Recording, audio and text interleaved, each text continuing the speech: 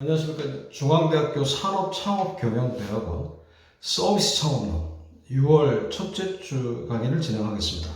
자, 오늘은 이제 현충일이지만 우리가 그 원격 강의를 하다 보니 영상을 찍어서 여러분들께 공유를 하는 방향으로 학교 정책이 결정이 됐기 때문에 일단 그 여러분들에게 그 케이스 스터디, 세계적인 기업들의 고객 경험 관리를 측정하는 그 체크리스트는 무엇인가를 소개를 해드리도록 하겠습니다. 체크리스트의 중요성은 굉장히 중요하다. 특히 어떤 비즈니스를 하든지 간에 그런 체크리스트가 없는 상태에서 비즈니스를 한다면 그거는 리스크를 극대화하는 행위라고 말씀드릴 수 있습니다. 특히 고객을 상대로 하는 기업들 그리고 경쟁이 치열한 기업에 있어서는 체크리스트는 기본입니다. 그래서 오늘 여러분들에게 공유해드릴 내용은 자동차 회사의 체크리스트를 같이 학습하는 시간을 가져볼 텐데요. 여러분 혹시 어떤 차를 타고 계실까요? 저는 이제 국내 브랜드 차를 타고 있습니다만, 우리 원어민들 중에 혹시 포르쉐를 타고 계시는 분 없을까요? 독일의 명차 포르쉐.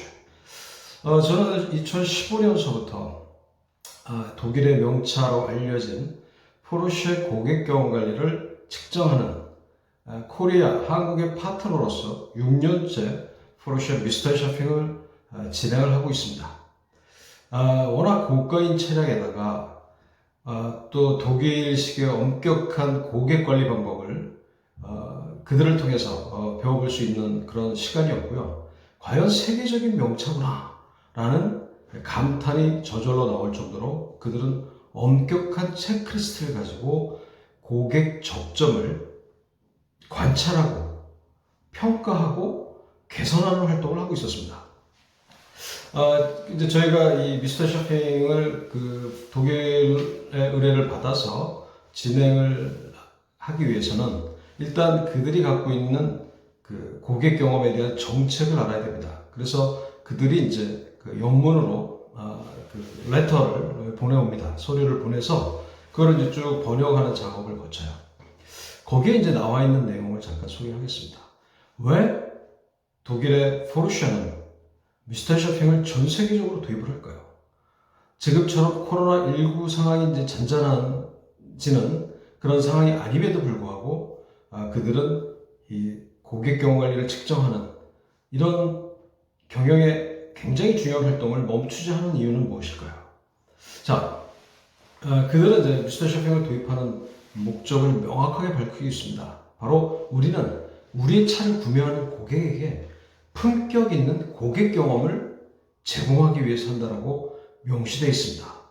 자, 품격 있는 고객 경험, 과연 무엇일까요?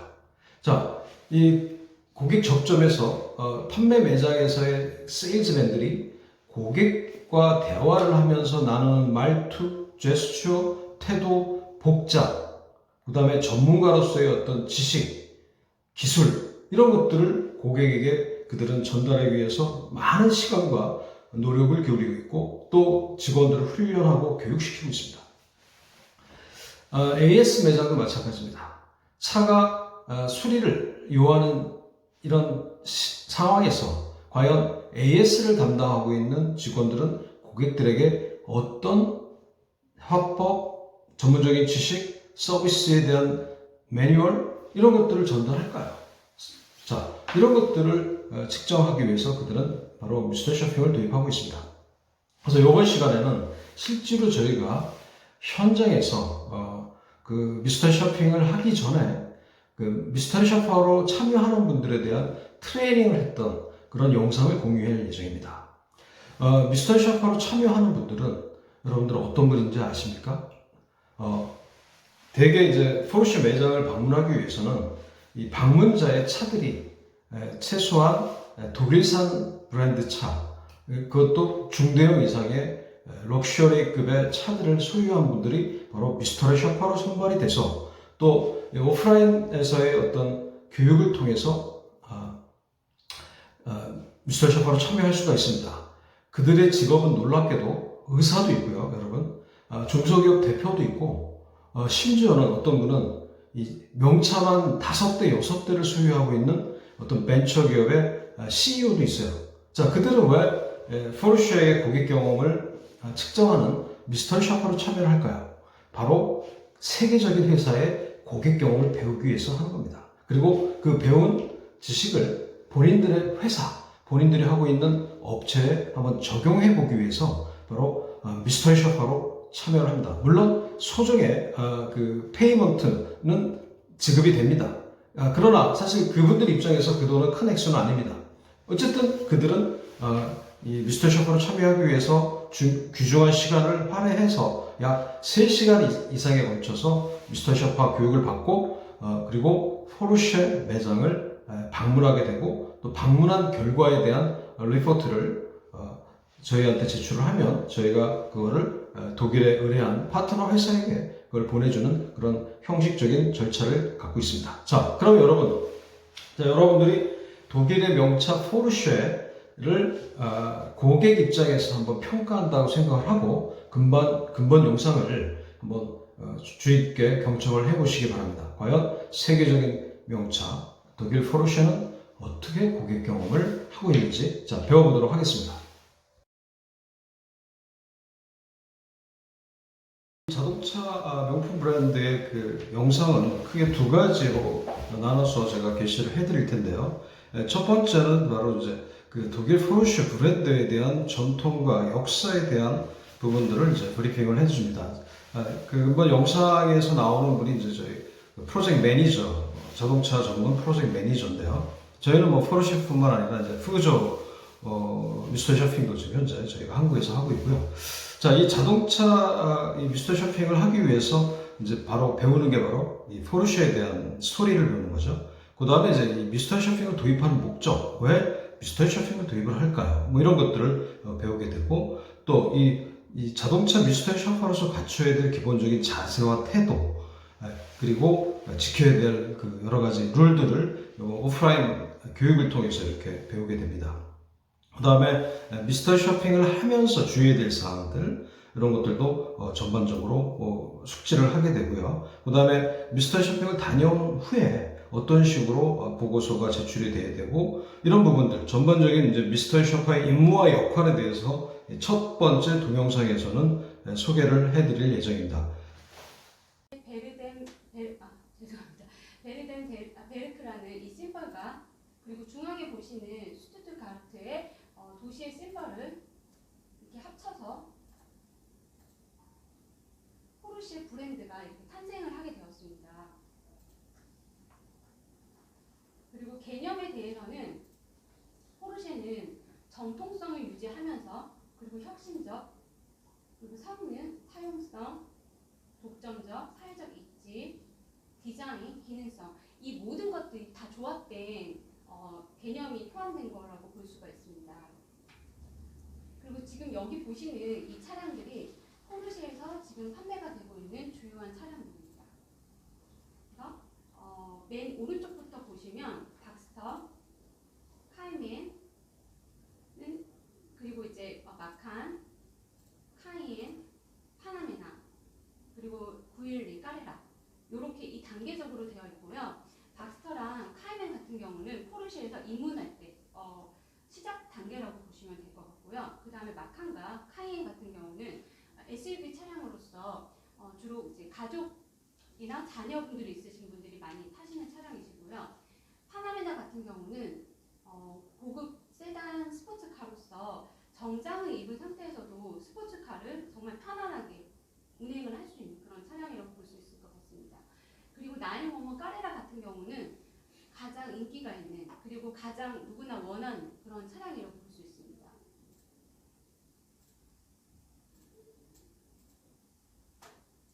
다음은 포르쉐 미스터리 쇼핑을 하는 까닭에 대해서 설명해 드리겠습니다.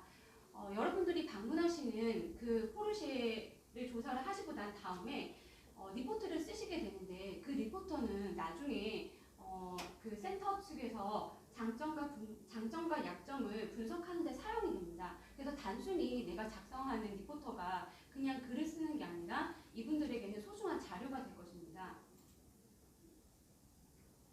그래서 그 자료를 바탕으로 바탕으로 해서 앞으로 이제 잠재적인 새로운 고객을 위해서 좀 더 나아갈 수 있게 개선이 될 수 있게끔 쓰인다고 볼 수 있습니다. 그리고 포르쉐 미스터 쇼퍼로서 저희가 요구되는 상황이 있습니다. 보시면 우선은 높은 책임감을 조금 가져주셔야 되는데, 왜냐하면 내가 쓰는 이 글 하나가 이 직원분들에게는 정말 중요한 평가 자료로 쓰일 수 있기 때문에 내가 단순히 글을 쓰는 게 아니라 정말 이분들의 중요한 평가를 쓴다고 볼 수 있습니다. 그래서 논평을 적으실 때는 사실을 기준으로 적으셔야 되고요. 내가 그 직원에게서 바라는 그런 점을 적는 게 아니라 내가 그때 방문을 했을 때 이루어졌던 그 상황에 대해서 이렇게 작성을 해주셔야 됩니다. 그리고 만약에 논평을 쓸 때 이 부분은 들어가야 되나 말아야 되나 하는 점은 언제든지 저한테 다시 한번 쓰기 전에 아니면 쓰시고 나서 문의를 주시면 될 것 같아요. 그리고 내가 설문지를 작성을 할 때 직원에 대해서 절대적으로 인신공격을 해서는 안 됩니다. 예를 들어서 제가 잠깐 일화를 조금 설명해 드린다면, 어떤 럭셔리 다른 미스터 쇼핑을 그때 이제 맡아서 했는데 어떤 슈퍼분께서 그 직원이 너무 뚱뚱해서 럭셔리하지 않은 그런 외모를 가졌다라고 이렇게 진짜 적으셨어요. 근데 절대 그렇게 직원에 대해서 외모라든지 그런 부분에 대해서 비하해서는 안 됩니다. 그냥 직원이 했던 부분들에 대해서 그 부분을 설명을 해주시면 될 것 같습니다. 그리고 최대한 객관적이고 논리적으로 적어주셔야 되고요. 그리고 가장 중요한 거는 내가 이 조사를 하면서, 그러니까 내가 이 방문을 하면서 절대 슈퍼로서 발각이 돼서는 안 돼요. 그래서 만약에 혹시라도 이분들이 혹시 저희가 요즘에 미스터 슈퍼분들이 좀 자꾸 왔다 갔다 해서 저희가 많이 긴장이 된다 하면 미스터 쇼핑이 뭔가요? 라고 그냥 자연스럽게 그런 것도 있나요? 라고 자연스럽게 넘겨주시면 될 것 같습니다. 다음은 시승 차량에 대해서 소개를 드리겠습니다. 이번에 저희가 시승 차량 같은 경우는 728 박스터 GTS로 이제 지정이 되었고요.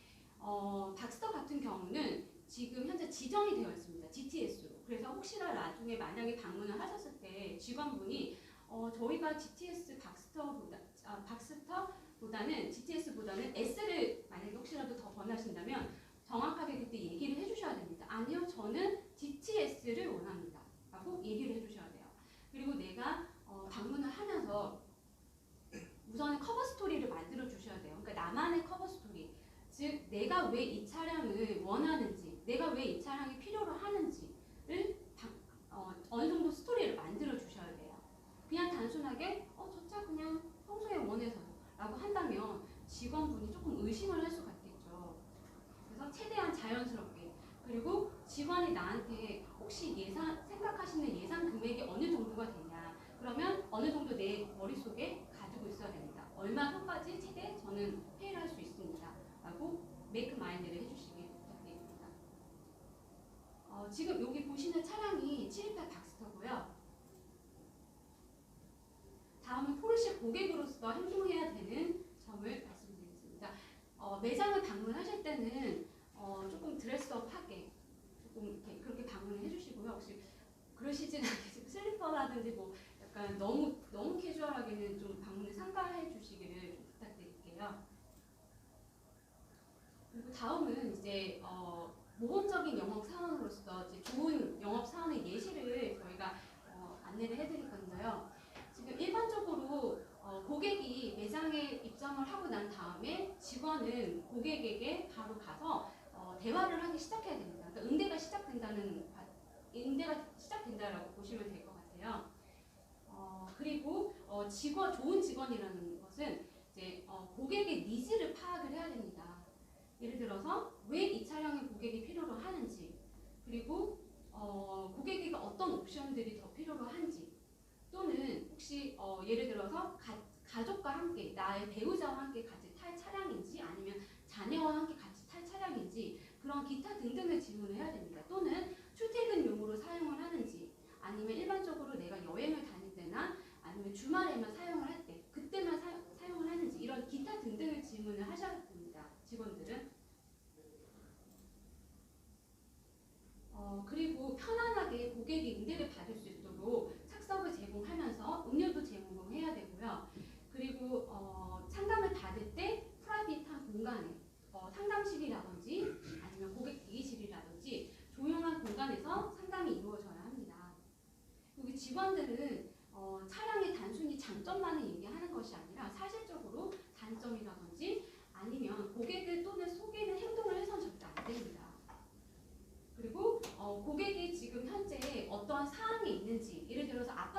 거주를 하는지 또는 이제 그 하우스에 거주를 하는지 그런 부분들도 직원은 질문을 해야 됩니다. 그리고 응대가 어느 정도 상담이 마무리가 된 후에 직원은 일반적으로 카탈로그라든지 또는 가격 리스트, 견적서 같은 것들을 제공해야 됩니다. 이때 만약에 제공을 했을 때 카탈로그가 다 구비가 되어 있지 않을 경우도 있어요. 그거는 센터마다 각 방문하는 시점마다 다르기 때문에 만약에 내가 카탈로그를 이렇게 문서로 된 카탈로그를 받지 못했을 경우는 PDF 파일이라든지 아니면 이메일로 충분히 직원은 고객에게 전달을 해줄 수 있습니다. 나중에 설문지 작성하실 때 내가 만약에 그때 카탈로그가 다 떨어져서 받지를 못했다 하지만 PDF 파일을 이메일 또는 카톡이라든지 문자로 받았으면 받았다라고 간주를 해주세요.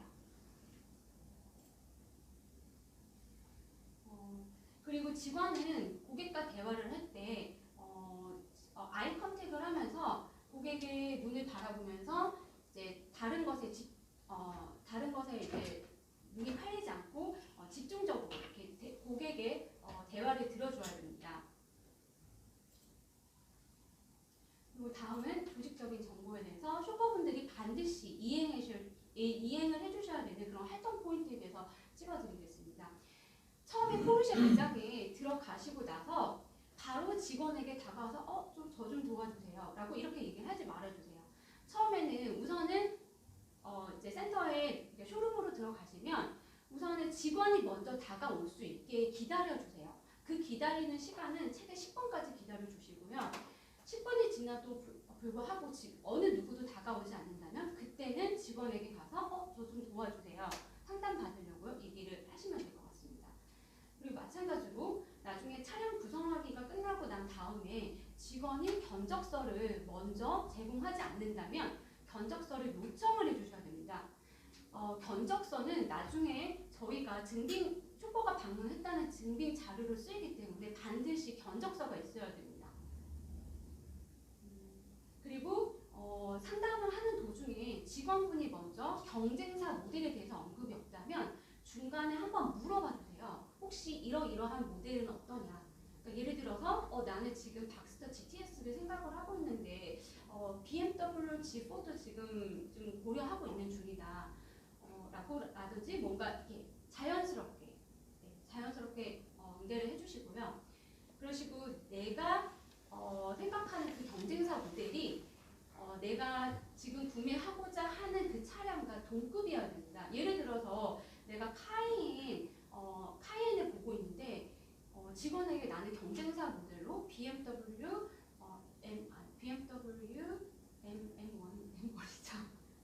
BMW M1을 보고 있다. 그럼 이건 맥센스가 되지가 않겠죠. 왜냐하면 차량 가격이 너무나 차이가 나기 때문에 이렇게 된다면 직원이 의심을 살 수가 있어요. 그래서 최대한 내가 어느 정도 단순히 포르쉐만 공부를 하는 것이 아니라 방문을 하시기 전에 경쟁사 모델은 어떤 것이 있는지를 그냥 알고 가주시기를 부탁드립니다.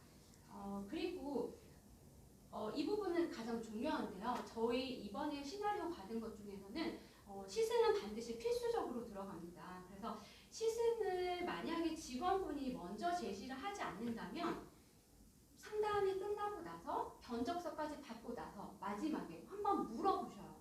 그리고 반드시 요청을 해주셔야 됩니다. 시승은 반드시 필수적으로 들어가는 필수 포인트이기 때문에 예를 들어서 그 직원이 만약에 당일 시승이 어렵다라고 했을 때는 언제 시승 예약이 가능한지 예약 날짜를 잡아주셔야 될 것 같아요. 그리고 방문 전에 준비해야 되는 준비 사항에 대해서 말씀드리겠습니다. 우선은 저희 이제 오늘 트레이닝이 끝나고 나서 저희가 다시 한번 재차 이메일로 브리핑 자료 그리고 질문지 그리고 시나리오 각자가 이제 받으시는 시나리오를 배정을 해드립니다. 그러면 그거를 프린트 아웃을 해서 한번 이렇게 읽어봐 주시기를 부탁드리겠습니다. 그리고 내가 어느 정도 이 시나리오가 내 머릿속에 가지고 있어야 되고 나중에 그 매장을 방문하실 때 가끔 어떤 분들 질문지까지 그 매장에 들고 가시는 분이 계세요. 그렇게 되는 경우는 쇼퍼 발각이 될 수 있는 위험이 너무 큽니다. 그렇기 때문에 방문을 하실 때는 질문지를 들고 가지 말아주시고요. 만약에 혹시라도 내가 깜빡하고 질문지를 들고 갔다. 그러면 차량에다가 놓고 가지 말아주세요. 왜냐하면 어떤 센터 같은 경우는 발렛 파킹을 제공을 합니다. 그러면 주차 요원이 그 질문지를 혹시라도 볼 수 있는 위험성이 크기 때문에 그럴 경우는 이렇게 접으셔가지고 내 가방 안에 이렇게 넣어주시기를 부탁드립니다. 그리고 제가 이렇게 설명을 드렸던 이 포인트들을 다시 한번 숙지를 해주시고요. 그리고 저희 다시 한번 중요한 거는 저희 이번에 그 조사를 하면서 녹음은 반드시 필수입니다. 그래서 이 녹음 같은 경우는 저희가 단순히 이제 그냥 녹음하고 끝나는 것이 아니라 쇼퍼분들께서 쓰시는 이 설문지 자료를 저희가 나중에 하나하나 녹음을 들으면서 검수를 합니다. 그래서 혹시라도 만약에 표기를 하셨던 그 답안이 잘못된 게 있다면 저희가 그때 이제 검수를 하면서 일관성 체크를 한다고 보시면 될 것 같아요. 그래서 녹음은 반드시 필수적으로 해주셔야 되고요. 녹음을 하실 때는 만약에 혹시 녹음기가 따로 있으시면 갖고 계시는 녹음기를 이용을 해주시면 되고요. 만약에 녹음기가 없으신 분들은 핸드폰에 있는 녹음 기능을 이용을 해주시면 될 것 같습니다. 이때 주의해야 되는 상황은 핸드폰을 우선은 비행기 모드로 하신 상태에서 이제 입점을 해주시고요. 비행기 모드로 하지 않는다면 중간에 누가 나한테 전화가 오거나 톡이 오거나 문자가 오면 이게 녹음이 끊어질 수가 있어요. 그러면 이게 중간에 이렇게 녹음했던 부분들이 전체적으로 날아가기 때문에 그러한 상황까지 가면 안 되니까 반드시 차량에서 내리시기 전에 바로 내리시지 마시고요.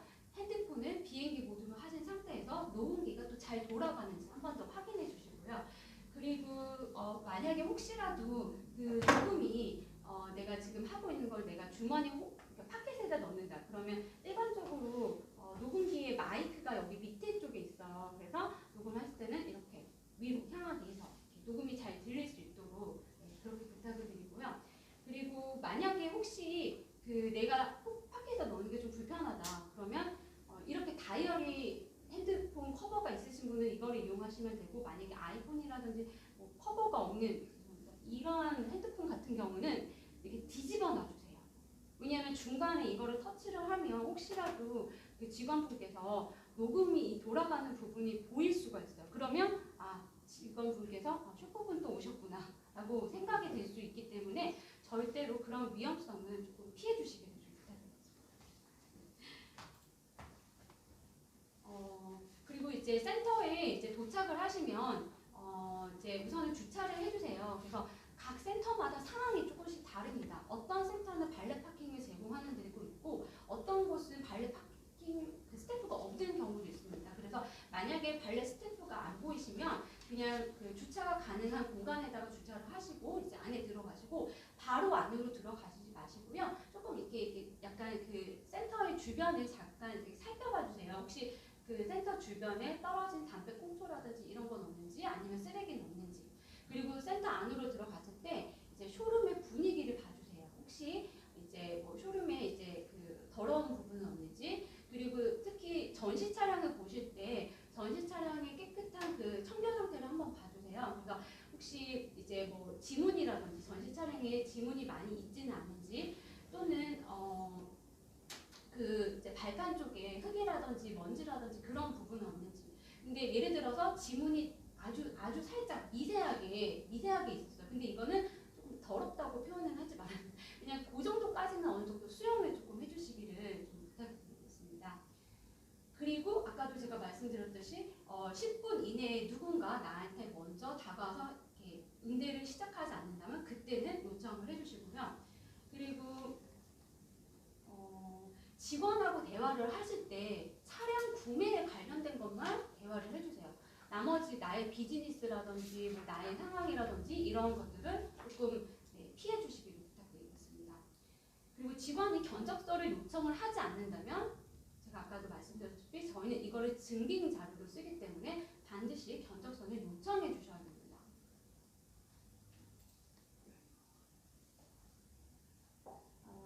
그리고 나중에 그 상담을 받고 난 후에 이제 끝날 무렵 중에 제가 차는 아마 올해는 안 사고 내년에 살 것 같아요 라고 얘기를 한다면 직원은 아마 후속 조치를 연락할 가능성이 많이 희박합니다. 그렇기 때문에 반드시 나는 이 차량을 가능한 최대한 빨리 받고 싶다.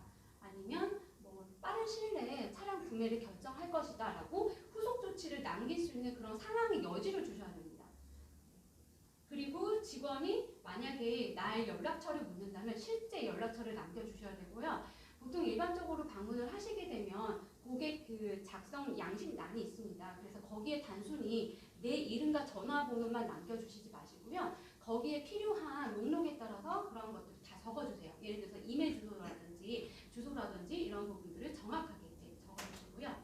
그리고 방문을 하신 후에 이제 집으로 돌아가셔서 저희가 드리는 온라인 설문지를 작성을 해주십니다. 그래서 최대한 24시간 안에 설문지를 작성을 해주셔야 되고요. 24시간 안에 이 설문지를 작성하지 않는다면 사실 매장을 낳은 후부터 이 기억력이 점점 떨어지기 시작합니다. 그래서 기억력이 최대한 그 살릴 수 있는 24시간. 근데 만약에 작성을 하시다가 이 부분이 내가 정확하게 명확하지가 않다.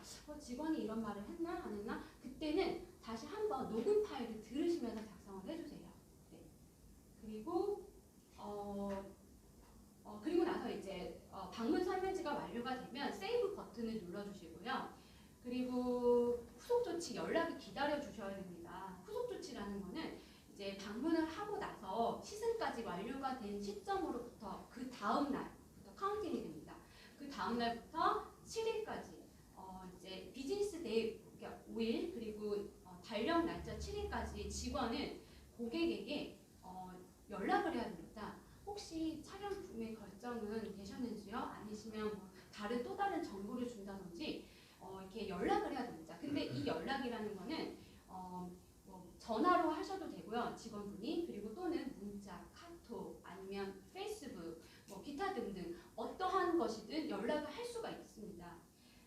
그래서 나중에 연락이 왔으면 그때 후속 조치 설문지를 마지막으로 이제 작성을 해주시면 되고요. 그리고 방문을 하신 후에 그 센터로부터 받으신 그런 모든 자료는 버려주시지 말아주세요. 예를 들어서 이렇게 카탈로그라든지 아니면 이렇게 포르쉐 폴더 아니면 뭐 가격 리스트, 그 견적서 혹시라도 만약에 선물을 받으셨어요. 예를 들어서 내가 직원으로부터 초콜릿 박스를 이렇게 받았다.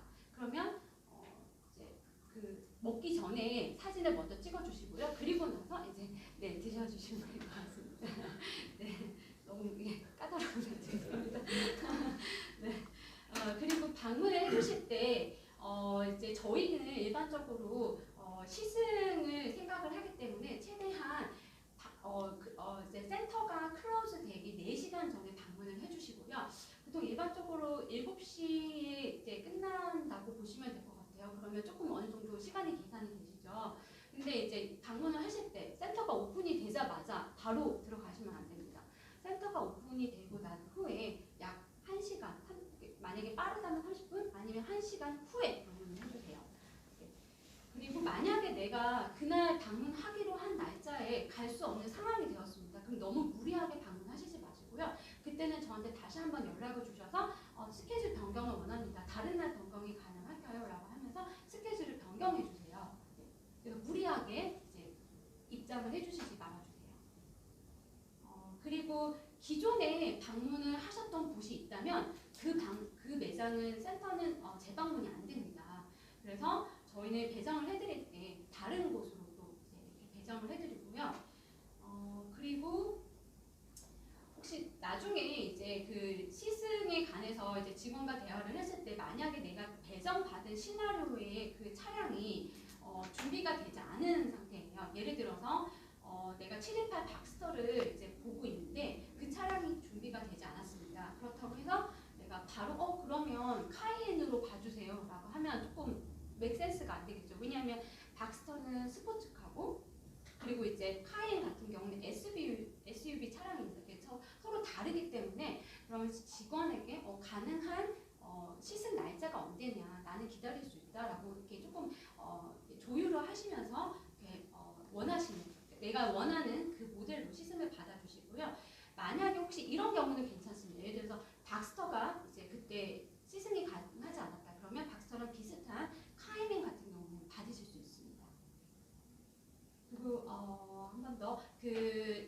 전화번호라든지 또는 연락처를 남겨달라고 요청하시면 실제 내가 전화 받을 수 있는 전화번호를 남겨주세요. 그리고 그 방문을 한 후에 제가 아까 말씀드렸던 그 후속 조치 기간 시승이 끝나고 난 그 다음 날로부터 7일입니다. 그래서 이 날짜 기간 동안에는 번거롭겠지만은 수시로 이제 전화라든지 부재중 전화라든지 그리고 이제 문자나 카톡이나 뭐 이메일 이런 것들을 한 번씩 확인해 주세요. 그리고 가끔씩 이제 직원분이 뭐 문자라든지 이런 걸 보내시는데 스팸 박스로 들어갈 때가 있어요. 그래서 스팸 메일하면 반드시 확인해 주시고요. 그리고 뭐 이제 누가 모르는 사람 모르는 번호가 왔다. 예를 들어서 02번호가 왔다. 그 기간 동안에는 무조건 전화를 받아주세요. 모르는 전화번호 보통 이렇게 잘 안 받으시는데 꼭 그 기간 동안에는 꼭 받아주세요. 그리고 방문을 하실 때 이제 본인 신분증으로 이제 신분증과 이렇게 이제 그 면허증을 반드시 지참해서 이제 방문을 해주셔야 되고요.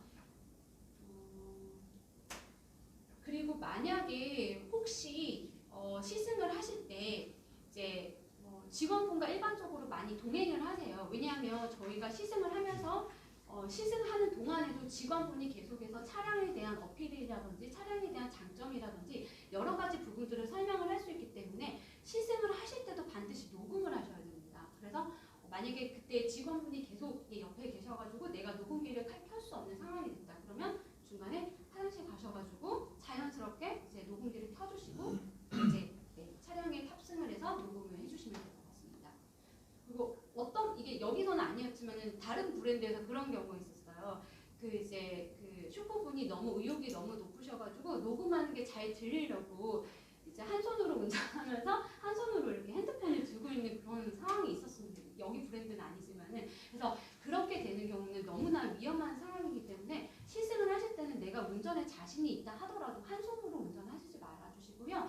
그냥 이제 표준적으로 이렇게 이제 십자 방향 그 방향으로 이제 최대한 안전하게 운전을 조금 부탁을 드릴게요.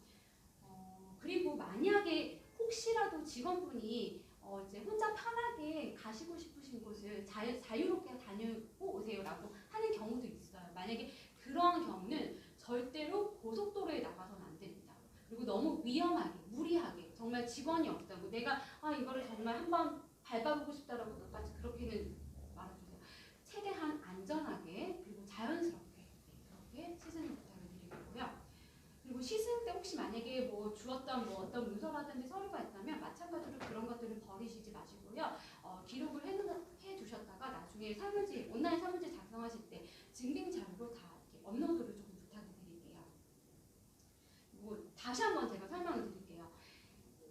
내가 시승은 반드시 기다려 주셔야 돼요. 직원이 나한테 먼저 요청을 하기 전까지. 그러니까 상담 도중에 내가 먼저 오늘 시승 가능하나요? 라고 얘기를 하시면 안 돼요. 일반적으로 저희가 고객으로 갔을 때는 그게 가능하죠. 하지만 저희는 지금 고객 즉 평가자로서 센터를 방문하게 됩니다. 그래서 직원이 얘기를 먼저 할 때까지 기다려 주셔야 됩니다. 근데 그 시점은 언제냐? 이제 견적서의 기준이라고 보시면 될 것 같아요. 왜 견적서를 받고 난 후까지도 얘기를 안 한다면 그때는 혹시 여기 시승도 가능하냐고 라고 물어보세요. 그리고 시승도 했으면 좋겠다라고 시승을 요청해 주셔야 됩니다. 다음에 논평에 대해서 조금 설명을 드릴 건데요. 내가 이제 설문지를 작성을 할 때 주로 이제 예, 아니오 이렇게 되어 있습니다. 근데 내가 선택한 답이 아니오라고 했을 때는 반드시 그에 대한 이유를 적어주셔야 돼요. 왜 직원이 나한테 인사를 안 했는지 그러한 상황을 적어주세요. 네. 그리고 이제 아니오를 적었을 때는 너무 이제 직원이 했던 말들을 이제 그대로 그냥 이제 녹음 듣고 적는 것이 아니라 이거를 요약으로 정리를 해서 적어주시고요. 그리고 논평을 적으실 때는 최대한 디테일하게, 자세하게 정말 내가 겪었던 이런 상황들이 다른 사람이 내 글을 읽었을 때 머릿속으로 그려질 수 있도록 그 상황들을 이해를 할 수 있도록 그렇게 제3자의 입장에서 이 글을 작성을 해주시기를 부탁드릴게요.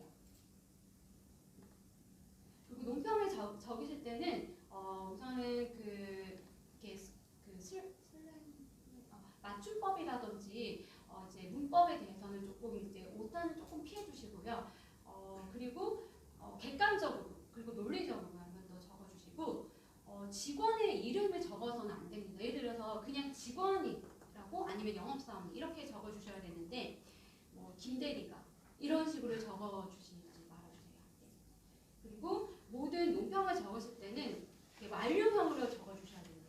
직원은 나에게 오늘 차량에 대해서 구체적으로 내가 알 수 있게 설명을 해줬습니다. 이런 식으로 뭔가 이제 완료형으로 이제 적어주시고요. 그리고 위에 적었던 부분을 이제 복사 붙여넣기 이거는 절대 안 됩니다. 네. 그리고 직원에 대해서 그거를 했었으면 좋겠을 텐데라고 이렇게 감정이 섞인 그런 논평을 피해주세요. 논평은 감정적으로 적는 것이 아니라 내가 그때 그 상황에 겪었던 그 사실에 대해서 적어주시면 좋을 것 같습니다. 그리고 항상 저희는 남성 형식으로 적습니다. 그는 나에게 이런 식으로. 왜냐하면 저희는 익명으로 조사가 되기 때문에 최대한 이제 내가 노출이 안 되게끔 그렇게 이제 적어주시고요. 그리고 이렇게 적었던 이 설문지는 이제 앞으로 이제 제가 아까도 앞에서 말씀드렸다시피 포르쉐 센터에서 정말 개선이 될 수 있게끔. 그렇지만 내가 바라는 점을 적으시면 안 됩니다. 바라는 점을 적는 점은 맨 마지막에 주관식 그 논평이 하나가 있습니다. 그때 거기 그 공간에다가 적어주셔야 됩니다. 그리고